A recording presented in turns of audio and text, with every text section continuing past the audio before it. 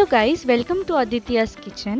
আজকে আপনাদের সাথে আমি একটা নতুন রেসিপি শেয়ার করব, মুগলাই চিকেন রেসিপি। এটা আপনারা কোনো স্পেশাল অকেশনে বানিয়েই ফেলতে পারেন, খুবই সুস্বাদু একটা রেসিপি। প্রথমেই যেটা করব সেটা হলো 1 কেজি চিকেনের মধ্যে 2 চামচ টক দই ফেটিয়ে রাখা দিয়ে দেবো, 2 চামচ কাশ্মীরি গুঁড়ো লঙ্কা দিয়ে দেবো, 1 চামচ আদা বাটা দিয়ে দেবো, 2.5 চামচ রসুন বাটা দিয়ে দেবো, 1 চামচ লঙ্কা বাটা দিয়ে দেবো, আমি হাতে থেতো করে নিয়েছিলাম, 1 চামচ হলুদ গুঁড়ো দিয়ে দিলাম, 2 চামচ নুনও দিয়ে দিলাম, তারপরে একটা গোটা কেটে রাখা পাতিলেবু পুরোটাই দিয়ে দিলাম। ভালো করে ছড়িয়ে ছড়িয়ে দিয়ে সব কিছুকে ভালো করে চিকেনের গায়ে মাখিয়ে দেবো।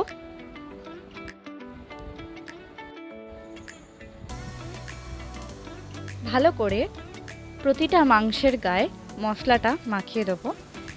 এবার এটাকে 1 ঘন্টা ম্যারিনেট হতে ছেড়ে দেবো ঢাকা দিয়ে।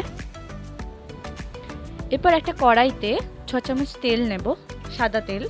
তারপর ওই তেলের মধ্যে পেঁয়াজ দিয়ে ভেজে নেব ভালো করে, লাল লাল করে।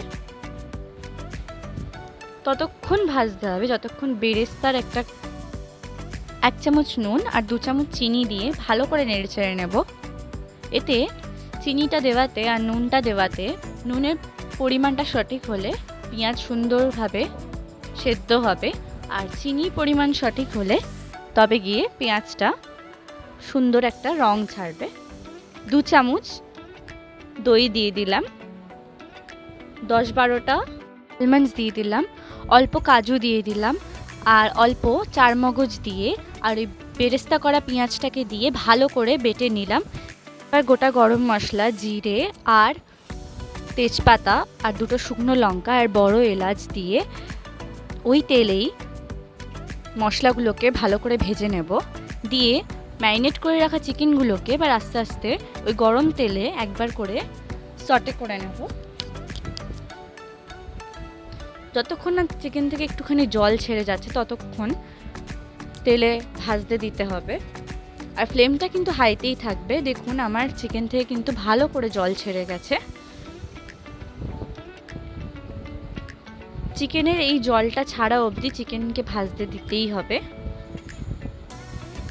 এবার ওই বেরেস্তাটা যেটা বেটে রেখেছিলাম, এবার ওইটাকে আমরা মিশিয়ে নেব ভালো করে। 1 চামচ নুন দিয়ে নেব, আরও 1 চামচ নুন দিয়ে নিয়েছি। আপনাদের স্বাদের মতো আপনারা নুন মেশাবেন। আমি 1 চামচ চিনিও মিশিয়েছি যাতে টক ভাবটা ব্যালেন্স হয়ে যায়। আমি আবারও নুন মিশিয়েছি কারণ আমার মনে হয়েছে যে পরিমাণে নুনটা কম হয়েছিল। 1 চামচ চিলি পাউডার মেশালাম,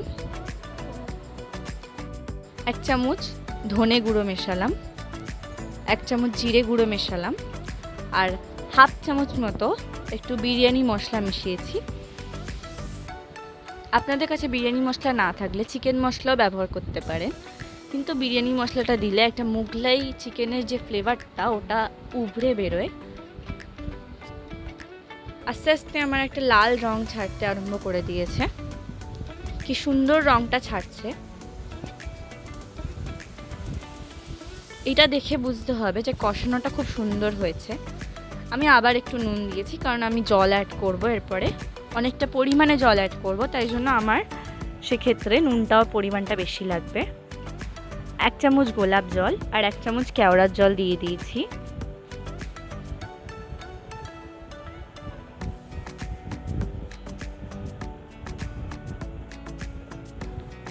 ভালো করে কষতে দিতে হবে যতক্ষণ না এই লাল তেলটা বেরোচ্ছে।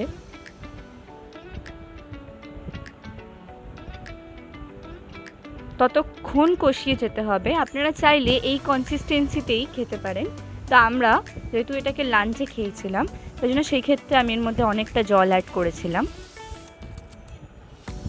আমার ক্ষেত্রে একটু জলটা বেশি হয়ে যায়, ওই কারণে আমাকে আবার নুন অ্যাড করতে হয়েছিল। আপনারা চাইলে জলের পরিমাণটা কম রেখে রান্নাটা করতে পারেন অ্যাজ এ ডিনার। যেহেতু লাঞ্চে খেয়েছিলাম সেক্ষেত্রে আমরা জলের পরিমাণটা বেশি দিয়েছিলাম, যাতে কোয়ান্টিটিটা বেশি হয়। এবার আমি ওপর থেকে ধনেপাতা কুচি ছড়িয়ে দিয়েছিলাম যাতে একটা খুব সুন্দর ফ্লেভার আসে এবং একটা সুন্দর গন্ধ বেরোয়। দেখতেই পাচ্ছেন কি সুন্দর একটা রং এসছে, আর টেস্টটাও ততটাই সুন্দর ছিল।